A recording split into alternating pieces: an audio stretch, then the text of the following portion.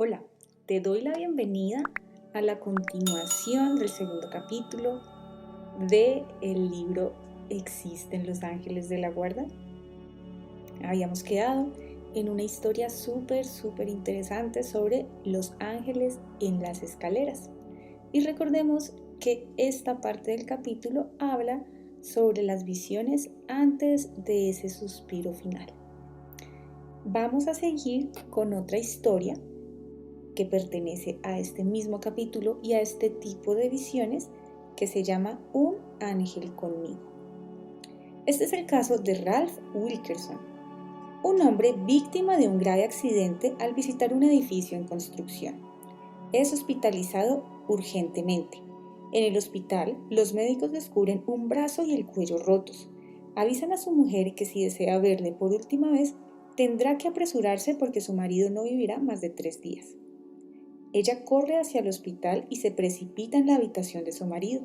Tras haber murmurado 2 frases, el hombre se hunde en la inconsciencia. Los médicos ni siquiera se atreven a moverle. Es el fin. A la mañana siguiente, una enfermera entra en la habitación del moribundo para darle una inyección y descubre que está despierto. ¿Pero qué hace usted despierto?, se extraña. Señora, en la habitación había una luz brillante y un ángel ha permanecido conmigo toda la noche. Ah, sí, ya veo. El paciente regresa a casa contra la opinión de los médicos que le hacen firmar todos los descargos posibles e imaginables, pero quedará real e inexplicablemente curado sin sombra de una parálisis o una recaída cualquiera. Pongámonos por un instante en su lugar. Tenemos el brazo y el cuello rotos. Lo del brazo no es muy grave. El cuello, en cambio, no nos permite movernos y los médicos declaran nuestro caso sin esperanza. Realmente, solo una visión sobrenatural, la de un ángel al pie del lecho, puede darnos la absoluta seguridad de que estamos curados de la horrible fractura, porque Él nos lo ha dicho. Nadie se arriesgaría a abandonar el hospital sin esta absoluta convicción. Y aunque nos encontráramos mejor, nos quedaríamos en observación, pero una vez más, naturalmente, fue solo el azar. Esta es otra historia, y se llama Alguien conmigo. Caso de las enfermeras Maggie Callman y Patrice Haley, que cuidaron a una muchacha de 25 años hospitalizada por un melanoma que se había desarrollado progresivamente hasta el punto de no dejarle estrictamente ninguna posibilidad de vida. Ángela se sabía condenada y no quería que la compadecieran por su suerte. Había avisado incluso al personal hospitalario, diciéndoles: no quiero ninguna ayuda espiritual, ninguna oración, ningún sacerdote. No es cosa mía, soy atea, no creo en Dios ni en el paraíso. El equipo de enfermeras tomó buena cuenta de ello. Sin embargo, una oscura mañana de febrero, cuando el timbre sonó en la permanencia, la enfermera corrió hacia la habitación de Ángela. Su madre, que dormía en su cama a su lado, colocaba bien las mantas con los ojos llenos todavía de sueño. Buenos días, Ángela. ¿Qué puedo hacer por usted? ¿Ha venido alguien a mi habitación? No lo creo. No he visto a nadie. Aún no ha amanecido. ¿Por qué? He visto un ángel. Dígame qué le ha ocurrido. Cuando he despertado había un ángel sentado en la luz procedente de la ventana, dijo Ángela con una sonrisa en los labios. Describió su atractivo hacia aquel ser que era la calidez, el amor y la bondad misma. Su madre saltó de la cama. Ángela, es una señal de Dios, dijo. Mamá, yo no creo en Dios, respondió Ángela exasperada. No tiene importancia, dijo su madre. ¿Has visto a Dios o a uno de sus mensajeros? ¿No tiene importancia saber quién era?, se extrañó bruscamente Ángela. No basta con saber que hay alguien tan atento y amante que me espera. Ángela, ¿qué le parece? ¿Qué quiere decir esto?, le pregunté. No creo en los ángeles ni en Dios, pero alguien estaba aquí conmigo. Sea quien sea, me ama y me espera. Así pues, eso significa que no moriré sola. Ni siquiera los ateos se libran de los ángeles. En ese caso, el sujeto experimentó esta presencia y la calificó de ángel, pues estaba claro que ninguna palabra podía definir mejor lo que había sentido. Adquirió también la certidumbre de que no moriría sola. Un ángel que toma de la mano. Una niña de 10 años que se restablecía de una neumonía en un hospital de Pensilvania, su temperatura volvía a ser normal y la crisis de ahogo parecía calmarse. Se encontraba mejor. Testimonio de enfermera recogido por Osis y Haraldson. La madre vio que su hija estaba hundiéndose y nos llamó a las enfermeras. Nos contó que su hija acababa de decirle que un ángel la había cogido de la mano. Había muerto inmediatamente, lo que nos sorprendió mucho, pues no había señal alguna de su muerte inminente. Estaba tan tranquila, tan serena y sin embargo tan cerca de la muerte. Aquel súbito fallecimiento nos llenó de pena. La paciente parecía efectivamente restablecerse cuando recayó de un modo definitivo. Precisamente, cuando la niña le dijo a su madre que un ángel la había tomado de la mano, la vida la abandonó. Desde el punto de vista materialista, solo puede tratarse de una coincidencia. En esta parte terminamos la lectura de las historias tipo 1 y el libro nos cuenta ahora las historias tipo 2, que se tratan del encuentro tras el túnel o ángeles en las experiencias cercanas a la muerte. Y entramos ahí directamente en el célebre túnel a cuyo extremo brilla una luz indescriptible en términos humanos. La luz no nos interesa dado el tema de este libro. En cambio, lo que ocurre durante la travesía de ese túnel y después representa nuestro primer campo de investigación, pues curiosamente puede afirmarse que el túnel o a la salida es donde más posibilidades hay de encontrar un ángel. En efecto, tras la salida del cuerpo, el sujeto es a veces acompañado por seres identificados como ángeles de la guarda o guías o seres espirituales. Son perfectamente distintos de la luz central y el sujeto nunca confunde a ambos. Sin embargo, según las estadísticas, de cada 100 muertes clínicas, solo 10 tuvieron el privilegio de fusionarse con esta luz. Si se lleva más lejos el análisis, se advierte también que solo el 10% descubrió la presencia a su lado. Debe subrayarse encontrar una experiencia cercana a la muerte con ángeles como filigrana no es cosa fácil. Por lo general, el sujeto es siempre recibido por familiares fallecidos o escucha una voz que le ordena regresar. Interrogando a un centenar de supervivientes de END, he recogido varios casos en los que el sujeto ha dialogado con esta presencia y los he agrupado con otras experiencias, tipo ángel, que he podido encontrar en distintas obras redactadas por investigadores extremadamente serios, como Morse, Moody, Green, Rawlings, Gallup, Sorensen, Gibson y Ritchie. Kenneth Ring me comunicó 3 magníficos casos que no había publicado en sus libros. Kimberly Sharp me hizo un suntuoso regalo y el Dr. Melvin Morse me confió también algunos casos y me permitió buscar ángeles en sus expedientes. Reciban aquí mi caluroso agradecimiento por su colaboración y su ayuda. Sin ellos todavía estaría en pleno crucigrama. Primera historia. No somos ángeles. Fina, rubia, esbelta, típicamente californiana con su bronceado. Venice Beach. Nancy Meyer produce fácilmente la impresión de tener 35 años. Es muy hermosa, muy mujer, del tipo ex maniquí. Cuando se acerca, se tienen más ganas de invitarla a cenar que de hablarle de túneles y demás luces. Y sin embargo, ya no cumplirá las 49 primaveras.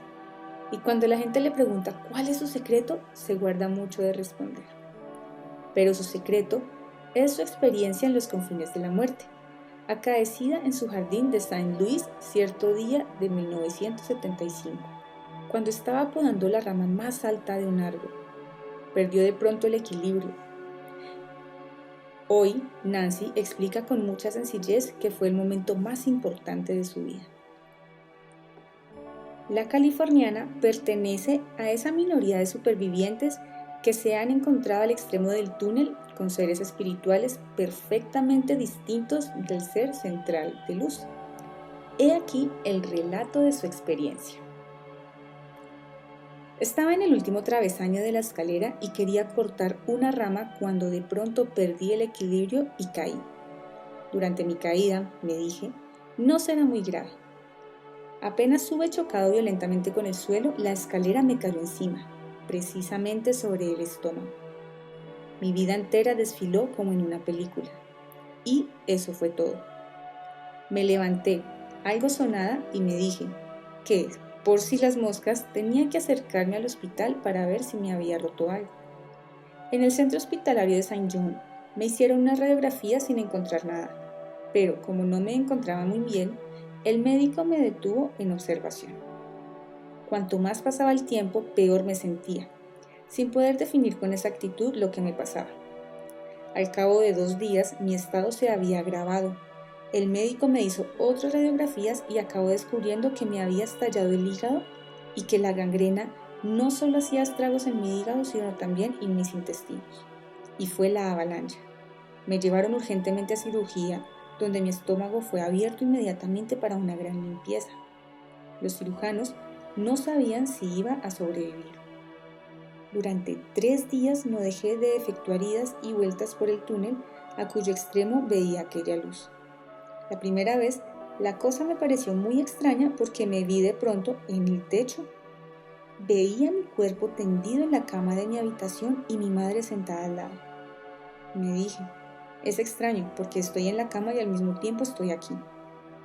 Luego me aparté y atravesé el túnel a una velocidad increíble, con un sonido muy agudo. Llegada al extremo encontré 3 seres de luz. No comprendía nada, pero intenté, ¿cómo decirlo?, estabilizarme frente a ellos. Cuando conseguí estabilizarme, me dije, ok, estoy muerta. ¿Dónde están los ángeles? Me respondieron con el pensamiento. Para ti, no necesitamos parecer ángeles porque no crees en los ángeles.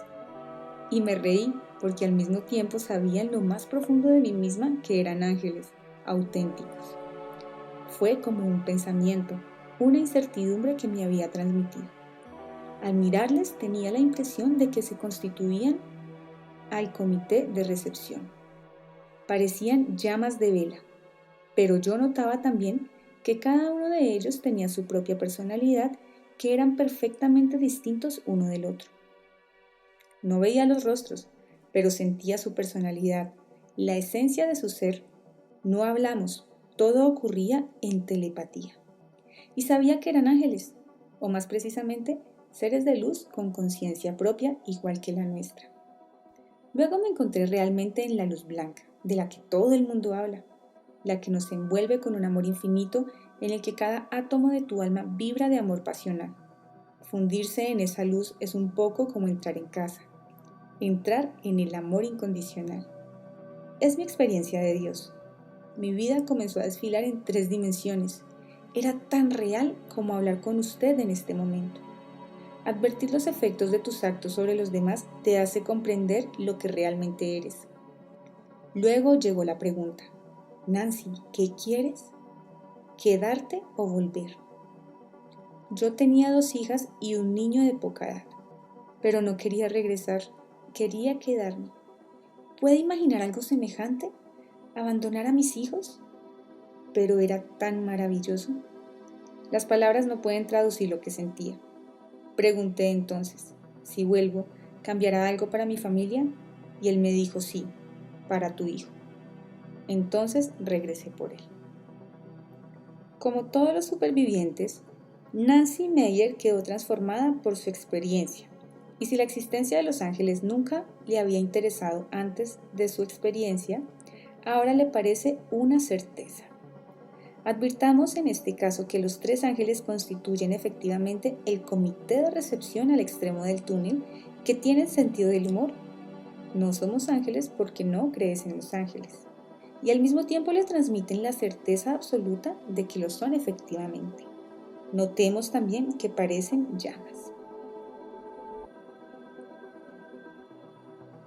Historia número 2. El cielo es estupendo. Este es un caso que fascinó al doctor Melvin Morse y le incitó a interesarse por las historias de túneles entre los niños, con los resultados que conocemos. Publicó la experiencia de Crystal en forma de artículo en el American Journal of Disabled Children, volumen 137, páginas 959 a la 961, y precisó que la niña de 7 años se había negado a que grabara la conversación mientras no hubiera visto los dibujos que quería enseñarme y que ilustraban su experiencia. La paciente dice que la primera cosa que recordaba de su asfixia era estar en el agua. Afirmó, estaba muerta, y luego estaba en un túnel. Todo era muy negro y tenía miedo. No podía caminar. Una mujer llamada Elizabeth apareció y el túnel se iluminó mucho. La mujer era alta, con cabellos rubios que brillaban. Caminaron juntas hasta el cielo. Dijo que el cielo era estupendo. Estaba lleno de luz y había muchas flores. Alrededor del cielo había una barrera y no podía ver más allá. Dijo que se encontró con mucha gente, incluidos sus abuelos fallecidos, su tía materna fallecida y también a Heather y Melissa, 2 adultos que esperaban renacer. Luego se encontró con el Padre Celestial y con Jesús, que le preguntaron si quería volver a la tierra. Ella dijo no. Entonces, Elizabeth le preguntó si quería ver a su madre. Dijo que sí y despertó en el hospital. Finalmente, recordaba haberme visto en la sala de urgencias, pero no pudo dar detalle alguno sobre el periodo de 3 días durante los que permaneció en coma. Este caso es fascinante. Una chiquilla de 7 años, clínicamente muerta durante 19 minutos, que declara con la mayor sencillez del mundo y sin ninguna malicia haber conocido al Padre Eterno y a Jesús cuando en todo el mundo decenas de miles de monjes y religiosas, más o menos enclaustrados, pasan toda su vida con esta expectativa. ¿No resulta curioso? He aquí una chiquilla a quien el ángel de la guarda se le aparece enseguida en cuanto se ahoga y que va a jugar inmediatamente en el jardín de Dios. ¿Quieres regresar?, le pregunta el Eterno. La respuesta, lo imaginamos, fue no, no quiero. La sencillez de los niños es a veces desconcertante incluso para los dioses. En su libro, Niños en la luz del más allá, el Dr. Morse facilita más detalles sobre sus impresiones cuando vio llegar el cuerpo de la niña en camilla. Contemplaba el cuerpo inanimado de Crystal en el servicio de reanimación. Me preguntaba si aquella niñita podía salvarse. Las máquinas a las que estaba conectada ahora no presagiaban nada bueno. Un escáner había revelado un edema masivo del cerebro. Todos los reflejos faríngeos habían desaparecido y Crystal solo respiraba ya con la ayuda de un pulmón artificial. En la cruda jerga del servicio de urgencias, habríamos podido decir que estaba lista para archivar. Incluso ahora, considero que no tenía más del 10% de posibilidades de vida. Un episodio asociado a la historia de Crystal permanece grabado, hoy todavía en mi memoria. Había tenido que introducir un pequeño catéter en una de sus arterias para medir el índice de oxígeno en su sangre. Esta intervención, llamada cateterismo arterial, es tan delicada como sangrienta, puesto que implica la incisión de una arteria. 3 días más tarde, Crystal estaba totalmente restablecida. Su caso se añadía a esos misterios médicos que demuestran los insospechados recursos del organismo humano. La inteligencia de Crystal no se había visto afectada por la privación de oxígeno que acompaña todas las muertes por asfixia. No advertí nada anormal. Nada anormal tras 19 minutos de muerte clínica es simplemente insensato. Es un verdadero milagro que no ha sido explicado ni lo será nunca. El cerebro, sin oxigenación alguna durante ese lapso de tiempo, habría debido quedar por completo destruido.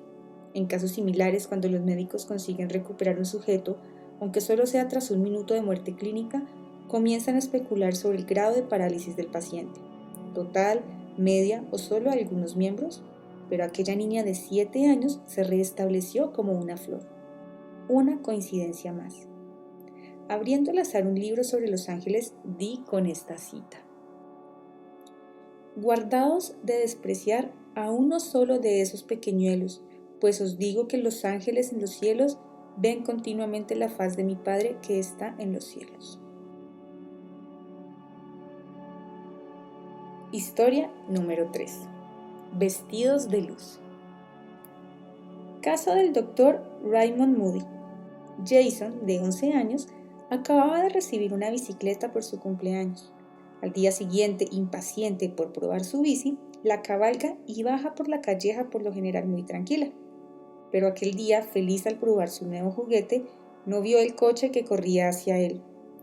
Ambulancia, hospital, un poco de reanimación y todo vuelve a la normalidad. Sin embargo, había intentado hablar con su madre de aquella experiencia, pero ella no quiso escucharle. Por lo tanto, guardó su ardiente recuerdo en un rincón de su jardín secreto. Pero 3 días más tarde, un alumno de su escuela murió de leucemia. La maestra aborda en clase el tema y en el cerebro de Jason se produce el chispazo. En aquel momento levanta el dedo y explica a sus compañeros que, de hecho, cuando se muere, no se muere. Silencio de muerte y pasan apresurándose algunos ángeles. Incluso la maestra está sorprendida. Jason, ¿qué quieres decir con eso?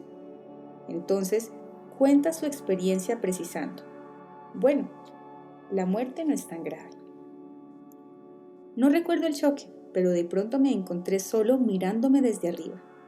Vi mi cuerpo atrapado bajo la bicicleta con mi pierna rota que sangraba. Recuerdo haber mirado mis ojos y vi que estaban cerrados. Yo estaba encima. La ambulancia se marchó e intenté seguirla. Estaba sobre ella y la seguía. Me dije que estaba muerto. Miré a mi alrededor y vi un túnel con una luz al final. El túnel daba la impresión de subir y bajar. Salí al otro extremo. En el túnel habían 2 personas que me ayudaban. Las vi cuando salimos a la luz. Estaban conmigo durante el camino. Luego me dijeron que tenía que marcharse. Recorrí el túnel en sentido contrario y me encontré en el hospital donde 2 médicos intentaban reanimarme. Decían, Jason, Jason. Vi mi cuerpo muy azul. Sabía que iba a regresar porque la gente de la luz me lo había dicho. Los médicos estaban preocupados, pero yo intenté decirles que me encontraba bien. Uno de ellos me puso unas raquetas en el pecho y mi cuerpo dio un salto muy fuerte. Dr. Moody, Jason, ¿te fijaste en algo de la gente que estaba contigo en el túnel? Jason, las 2 personas me ayudaron en cuanto llegué. No sabía exactamente dónde estaba, pero quería ir a la luz que veía al fondo. Me dijeron que todo iría bien y que iban a llevarme hasta la luz. Las sentía llenas de amor. No pude ver su cara, solo unas formas en el túnel. Pude ver su cara cuando salimos a la luz. Es difícil de explicar porque es muy distinto de la vida en la tierra. No tengo palabras para hablar de ello. Es como si llevaran vestidos muy blancos. Todo estaba iluminado.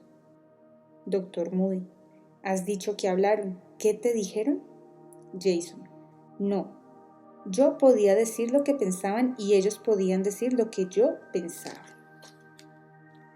Como Crystal, el Dr. Moody advierte que, pese a la gravedad de su accidente, Jason se restableció sin lesión cerebral alguna, ni secuela, lo que supone un puro milagro.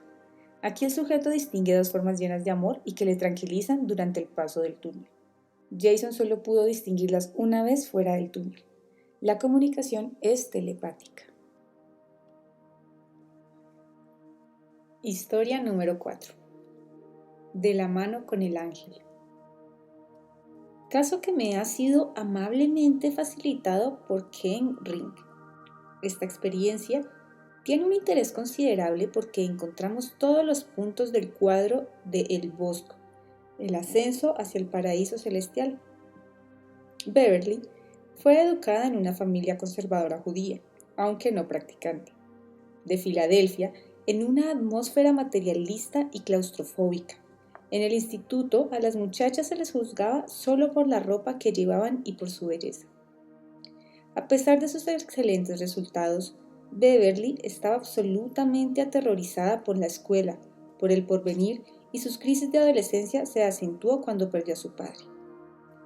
Tras la muerte, la madre tuvo una depresión y, absolutamente asustada por la vida que le aguardaba, huyó de la casa familiar. A la edad de 8 años, cuando comprendí lo que fue el Holocausto, me volví por completo atea y cualquier creencia en Dios me encolerizaba. ¿Cómo podía existir y permitir al mismo tiempo un Dios algo semejante? Mi educación laica y la ausencia de la práctica religiosa no habían sino echado agua en mi molino. Cambia Filadelfia por el eterno sol de California y llega a Los Ángeles, en pleno movimiento hippie. Al día siguiente, para festejar su llegada, un amigo le ofrece un paseo en moto. Lejos de la pesada atmósfera de su casa, se siente por primera vez feliz y liberada de cualquier preocupación. Monta en el sillín posterior. El paseo por el desierto californiano termina mal. En la pequeña carretera, abrumada por el calor, el coche de un borracho golpea la moto y Beverly, sin casco, efectúa un vuelo planeado hasta chocar de cabeza con el asfalto y resbalar por él algunos metros, dejando la piel de media cara. Pasa 2 semanas en el hospital, atiborrada de anestésicos para ayudarla a soportar el dolor provocado por sus fracturas. Finalmente, el hospital la suelta. Regresa a su pequeño apartamento temporal, deja sus cosas y abre la puerta del cuarto del baño. Enciende la luz y se mira por primera vez en el espejo. Está desfigurada. Su rostro es el de una mutante. De pronto, advierte que con esa cara ningún hombre volverá a mirarla. El pensamiento se transforma en obsesión, en pesadilla. Entonces rompe a llorar. Llora y llora como nunca antes ha llorado. Tras la pérdida de su padre, el accidente es la gota que hace desbordar el vaso. Está llegando al fondo de la desesperación y por primera vez en su vida se volvió hacia Dios, el único interlocutor hipotético que le quedaba, y rogó, suplicó que se la llevara definitivamente. No quería vivir ni un día más. A los 20 años no tenía más ambición que apreciar la vida y compartirla con alguien. El dolor era insoportable. Ningún hombre querría ya amarme y no me quedaba ya razón alguna para seguir viviendo. De pronto, una inesperada paz me invadió. Me encontré flotando en el techo por encima de mi cama, mirando mi cuerpo inconsciente. Me costó advertir lo extraño de la situación, maravillosa que era yo, pero no en mi cuerpo, cuando se me reunió un ser radiante, bañado por la luz blanca y tornasolada. Como yo, aquel ser volaba pero no tenía alas. Sentí un respeto mezclado con temor cuando me volví hacia él. No era un ángel, no tenía alas, o un espíritu ordinario, pero había sido enviado para liberarme. De aquel ser emanaba tanto amor, tanta dulzura, que creí estar ante el Mesías. Dulcemente tomó mi mano y volamos a través de la ventana. Ni siquiera me sorprendió mi habilidad para hacerlo. Con aquella maravillosa presencia, todo era como debía ser. El océano Pacífico se extendía bajo nosotros con una puesta de sol. Mi atención fue entonces atraída hacia arriba, donde había una gran abertura que llevaba a otra abertura circular. Aunque parecía profunda y muy larga, brillaba una luz blanca derramándose en la oscuridad, al otro lado, a donde nos llamaba la abertura. Era la más hermosa luz que nunca he visto. Desde el exterior no podía darme cuenta de qué velado estaba su esplendor. El camino estaba a la derecha, se lanzaba hacia arriba con una trayectoria oblicua. Entonces, siempre de la mano del ángel, fui conducida por la abertura de aquel pequeño paso oscuro. Me recuerdo recorriendo una larga distancia hasta la luz. Creo que iba muy deprisa, pero todo parecía fuera de tiempo. Por fin, llegué a destino. Solo cuando llegué al otro lado advertí que ya no me acompañaba el ser que me había llevado hasta allí. Pero no estaba sola. Allí, ante mí, estaba la presencia viva de la luz. En su interior sentí la inteligencia, la sabiduría, la compasión, el amor y la verdad. Aquel ser no tenía forma alguna ni sexo definido. Él, le llamaré él para adecuarme a la sintaxis común. Lo contenía todo, como una luz blanca contiene todos los colores del arco iris, como en un prisma. y de lo más profundo de mí misma brotó una incertidumbre y un maravilloso reconocimiento. Yo, incluso yo, me hallaba en presencia de Dios. Entonces le hice inmediatamente todas las preguntas que me intrigaban, todas las injusticias que había visto en el mundo físico. Ignoro si le hice deliberadamente, pero descubrí que Dios conoce inmediatamente todos tus pensamientos y responde por telepatía. Mi espíritu estaba desnudo. De hecho, me convertí en puro espíritu. El cuerpo etéreo con el que había atravesado el túnel parecía no existir ya. Era solo mi inteligencia personal ante el espíritu universal que se revestía de una gloriosa y viva luz, que se sentía más que verse, pues ningún ojo habría podido soportar semejante esplendor. No recuerdo exactamente el contenido de nuestra discusión, pues en el proceso de regreso las cosas que tan claras me eran en el cielo no me siguieron hasta la tierra. Estoy segura de hablarle y de haberle hecho la pregunta que me torturaba desde mi infancia, sobre el sufrimiento de mi pueblo. Recuerdo eso. La respuesta: hay una razón para todo lo que sucede, aunque parezca horrendo en el mundo físico. En mi fuero interno tenía la respuesta. Mi propio despertar reaccionaba del mismo modo. Claro, había pensado, todo eso ya lo sabía. ¿Cómo pude olvidarlo? En efecto, era evidente que todo aquello ocurría con un designio concreto y que ese designio es ya conocido por tu yo eterno. Progresivamente, las preguntas cesaron porque ya me sentí llena, de pronto, de toda la sabiduría del ser. Me fue dado mucho más que respuestas para mis preguntas. Todo el conocimiento se desplegó en mí como la instantánea eclosión de un número infinito de flores. Estuve llena del saber de Dios y en ese precioso aspecto de su existencia yo era una sola con Él. No se trata aquí de lo que se denomina como una experiencia cercana típica, puesto que no hay accidente o muerte física en el momento de la experiencia, pero figuran todos los ingredientes. El común denominador, emoción y desesperación intensas, mezcladas con una súbita llamada a Dios, provocaron aquella salida del cuerpo del sujeto, la travesía del túnel con la ayuda de un radiante ser de luz, maravillosa presencia que le toma de la mano. Aquí el guía la ayuda a entrar en el túnel y desaparece. Bueno, hasta aquí comparto con ustedes el día de hoy. Hasta aquí leemos esta parte del libro y estas historias que nos cuentan sobre las experiencias con ángeles de la guarda en el famoso túnel, en la famosa luz al final del túnel.